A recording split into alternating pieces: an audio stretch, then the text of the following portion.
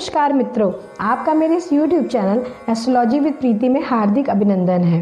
मित्रों, आज मैं लेके आई हूँ तुला से लेकर मीन राशि के जातकों पर इस सूर्य के गोचर का, जो सूर्य का गोचर हो रहा है मकर राशि में ये प्रवेश कर रहे हैं 14 जनवरी को, उसका क्या प्रभाव होगा इसके विषय में कुछ चर्चा। मित्रों, जैसा कि बता दें कि हमारे ग्रहों के राजा सूर्य देव 14 जनवरी दिन बृहस्पतिवार को 8:04 पर मकर राशि में प्रवेश कर रहे हैं। मित्रों, इस दिन जो गोचर को मकर संक्रांति के नाम से भी जाना जाता है, बहुत प्रसिद्ध पर्व है। और मित्रों, यहाँ पर अगर ग्रहों की स्थिति हम देखते हैं तो पंचग्रही योग मकर राशि में बन रहा है। यहाँ पर सूर्य, शनि, गुरु, बुध और चंद्र, ये 5 राशि जो हैं, 5 ग्रह हैं वो आपके मकर राशि में हैं। और मित्रों, बता दें कि सूर्य देव जो हैं वो अपने पुत्र शनि देव की राशि में प्रवेश करेंगे। कहा जाता है कि उनसे मिलने जाते हैं इस दिन और 1 महीने वहाँ पर रहते हैं, तो कहीं ना कहीं इनका इफ़ेक्ट अच्छा देखा जाता है। मित्रों, उस दिन मकर संक्रांति भी मनाई जाती है। 14 जनवरी को ही मकर संक्रांति का पर्व भी पड़ रहा है।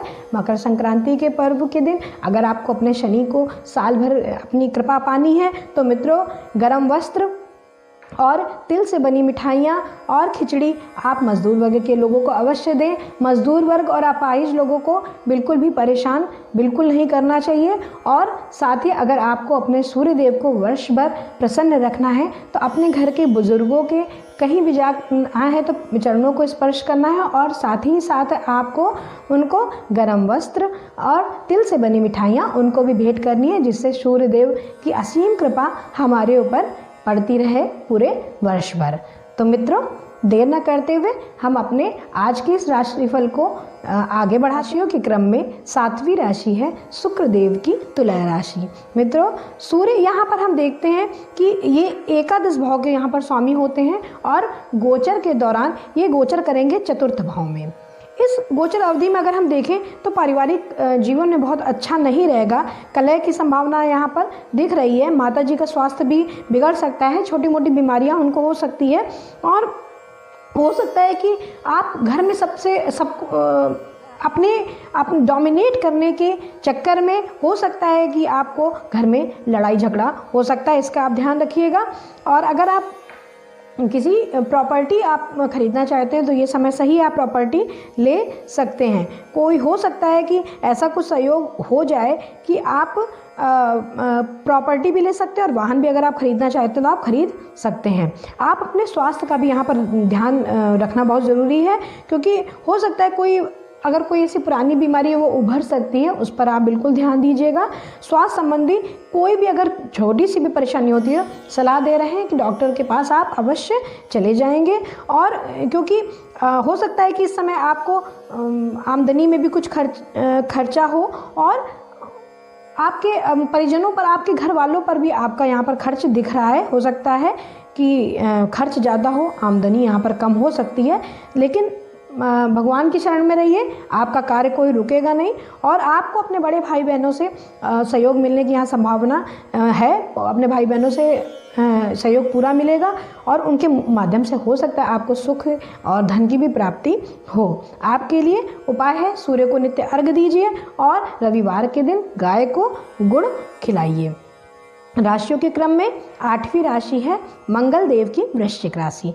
यहाँ पर सूर्य 10वें भाव के स्वामी होते हैं। वृश्चिक राशि में अगर वृश्चिक राशि लग्न के लोगों के 10वें भाव के स्वामी हैं और गोचर की अवधि में ये 3य भाव में गोचर कर रहे हैं, तो ये इस दौरान आपका स्वास्थ्य जो होगा वो आपका बढ़िया रहेगा। और आपने जो कार्य किए हैं, आपके प्रयासों जो अगर मेहनत से आपने जो भी कार्य किए हैं उसमें उचित परिणाम यहाँ पर दिख रहा है। आपके भाई बहनों को हो सकता है कि आपको परेशानी उनको हो सकती है और आपके साहस और पराक्रम में यहाँ पर वृद्धि दिखाई पड़ रही है। पुराना रोग जो आपका कुछ ऐसा चल रहा है तो हो सकता है आपको इस महीने के गोचर में उससे फ़ायदा आपको मिले। आपके जो मित्र लोग हैं उनसे भी आपको सहयोग मिलेगा, और उस वहाँ पर भी, और संतान के पक्ष से भी, संतान के पक्ष से भी लाभ की यहाँ पर प्राप्ति दिख रही है। आपको एक सलाह यहाँ पर दी जा रही है कि अपने कार्य क्षेत्र में, कार्य में अपने को छोड़कर किसी और पर भरोसा ना करें, क्योंकि हो सकता है कि इससे संबंधित आपको समस्या हो। जहाँ पर आप काम करेंगे वहाँ आपके सहकर्मी अपेक्षित आपको सहयोग बिल्कुल नहीं देंगे। इसके ऊपर आप पूरी तरीके से सचेत रहें। कोई भी कार्य अपने बल पर करें, किसी दूसरे के बल पर बिल्कुल नहीं। छोटी दूरी की यात्राओं से आपको यहाँ लाभ दिख रहा है, और अगर व्यापारी हैं, अगर आप व्यापार करते हैं तो ये यात्राएं आपके लिए फ़ायदेमंद भी दिख रही है। इससे यहाँ पर ये कहा जाएगा कि आप अपने अगर भविष्य को संभालना चाहते हैं तो ये समय ऐसा है, 1 महीने का गोचर, इस समय आप जितना ज़्यादा से ज़्यादा मेहनत करेंगे आपका आगे का भविष्य बहुत सुरक्षित रहेगा। आपके लिए उपाय, सूर्य को अर्घ्य दीजिए 3 बार, और साथ में आदित्य हृदय शोध का पाठ आप नित्य करिए। राशियों के क्रम में 9वीं राशि है गुरुदेव की धनु राशि। यहाँ पर सूर्य 9वें भाव के स्वामी हैं, और ये गोचर जो हो रहा है वो 2य भाव में हो रहा है इस राशि के। तो गोचर की अवधि में यहाँ पर आपको कहा जाता है कि वाणी पर नियंत्रण रखिए, क्योंकि वाणी उग्र अवश्य होती है। सूर्य जब 2य भाव में आएंगे तो वाणी को जरूर उग्र कर देते हैं, वाणी से संबंधित समस्या हो जाती है, वाणी से कलह की संभावना हो जाती है, इसलिए वाणी पे कंट्रोल रखें। और साथ ही हो सकता है कि कुटुंब के लोगों में किसी बात में लेकर आपसी मनमुटाव भी हो सकता है। अब इसलिए कहा जा रहा है कि आप अपनी वाणी पे बिल्कुल कंट्रोल रखें, और सिर एवं सर में और आँखों में पीड़ा होने की संभावना है। कुछ ऐसा माइग्रेन की कुछ समस्या है, वो भी उभरने की पूरी समस्या। खाने पीने में बिल्कुल आप कहीं ना कहीं आप सावधानी रखिए, अच्छे भोजन ही करिए, बासी भोजन ना करिए, क्योंकि पेट से संबंधित समस्या भी यहाँ पर दिख रही है। तेल मसाले वाला भोजन बिल्कुल भी मत करिए। और हो सकता है पिताजी के माध्यम से आपको धन लाभ की प्राप्ति हो सकती है। और यदि आप नौकरी करते हैं तो आपको अगर अच्छा प्रदर्शन आप करते हैं तो आपको यहाँ पर अधिकाधिक आपको अपनी नौकरी में लाभ होने की संभावना बिल्कुल दिखाई पड़ रही है। और यदि आप कोई व्यवसाय करते हैं तो वो व्यवसाय भी वृद्धि की ओर नित्य अग्रसर होने का दिख रहा है। रुके हुए काम जो बहुत दिनों से हैं पूरा होने के यहाँ पर दिख रहे हैं, और जिससे धन आने का पूरा रास्ता बनेगा। और आपके पिताजी को भी अगर देखा जाए, अगर वो कार्य क्षेत्र में हैं तो उनको अच्छे परिणामों की यहाँ प्राप्ति होगी। आपके लिए उपाय, सूर्य को अर्घ्य दीजिए, और साथ ही साथ आप रविवार के दिन लाल वस्त्रों को अवश्य पहने। राशियों के क्रम में 10वीं राशि है शनिदेव की मकर राशि। यहाँ पर सूर्य हम देखते हैं कि 8वें भाव के स्वामी होते हैं, और यहाँ पर गोचर हो रहा है आपकी राशि में ही यह प्रवेश करेंगे। तो इस गोचर का विशेष रूप से प्रभाव यहाँ पर दिख रहा है, और साथ ही साथ मकर राशि पर पंचग्रही योग भी बन रहा है। तो यहाँ ये गोचर आपके लिए विशेष कहा जाएगा। और इस गोचर के दौरान लेकिन आपको ध्यान रखना है अपने स्वास्थ्य का।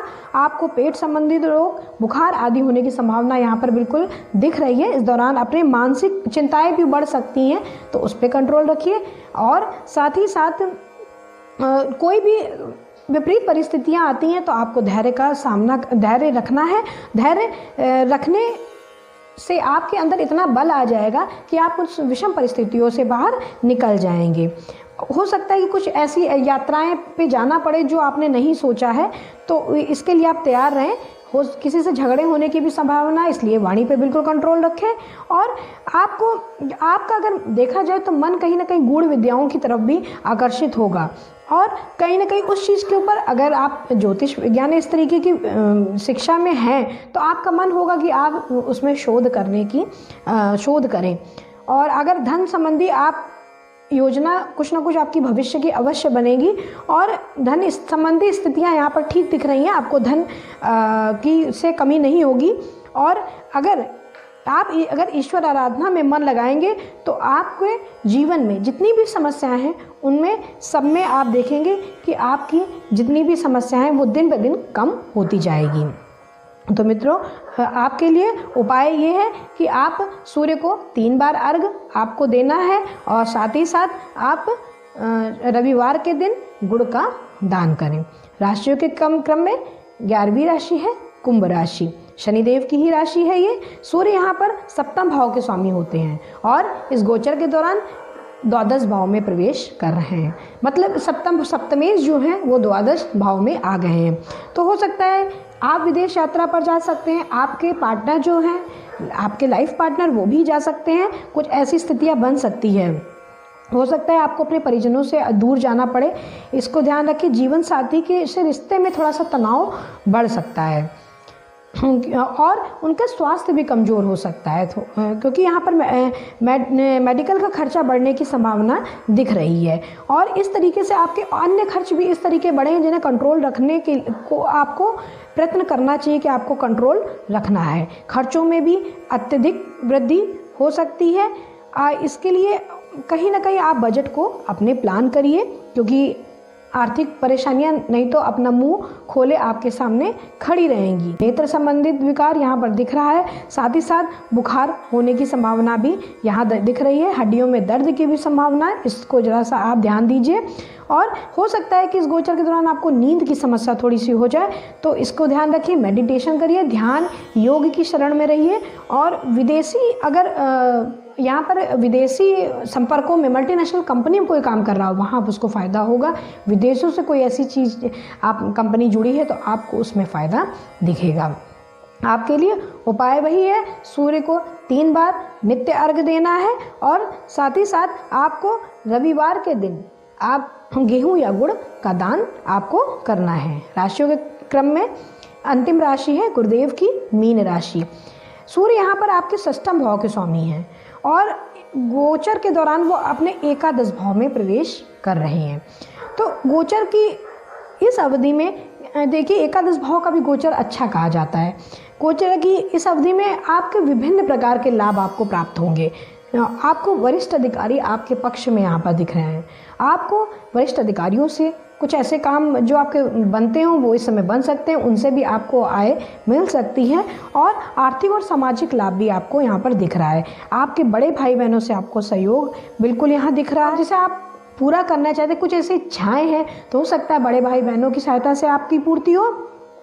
और नौकरी पेशा अगर लोग हैं, कहीं वेतन वृद्धि की ऐसी कोई संभावना बन रही है तो यहाँ पर इस गोचर काल के दौरान हो सकता है आपके पुराने कार्य भी पूरे होंगे। और अपनी शत्रुओं पर अगर आप विजय प्राप्त करना चाहते हैं तो बिल्कुल समय अच्छा है। आपको हर जगह से लाभ की संभावना यहाँ पर दिख रही है। आपने योजनाएं अगर बनाई हैं वो पूरी होंगी। और विवाद से अगर आपने कोई विवाद आपका चल रहा है तो आपको इस गोचर के दौरान आपको धन की प्राप्ति हो सकती है। और सरकारी कार्यों और सरकारी क्षेत्र में अगर आप हैं तो आपको लाभ होने की यहाँ पूरी संभावना दिख रही है। और यहाँ पर कहीं ना कहीं आप कुछ ऐसा हो सकता है कि सम्मानित लोगों से आपको मिलने का मौका मिले। राजनीति के क्षेत्र में है वहाँ पर भी आपको यहाँ फ़ायदा दिख रहा है। अगर आप उस क्षेत्र में आगे बढ़ना चाहते हैं तो ये समय बहुत अच्छा है आपके लिए। उपाय, सूर्य को 3 बार अर्घ्य देना है और साथ ही रविवार के दिन आप लाल वस्त्रों को अवश्य धारण करें। तो मित्रों, ये थी एक संक्षिप्त चर्चा सूर्यदेव के मकर राशि में प्रवेश के विषय में, कि सूर्य जब मकर राशि में प्रवेश करते हैं तो उनका विभिन्न राशियों पर क्या प्रभाव पड़ता है। तो मित्रों, इसी कामना के साथ कि समस्त राशियों पर जो इस सूर्यदेव का मकर राशि में गोचर है वो सबके लिए सुखदायक हो, सब सफलता दे, समृद्धि दे। इसी कामना के साथ आज के अपने इस एपिसोड को विराम देती हूँ। अगले एपिसोड में लेके आऊँगी ज्योतिष विज्ञान से संबंधित और भी नई नई जानकारियाँ। तब तक के लिए नमस्कार।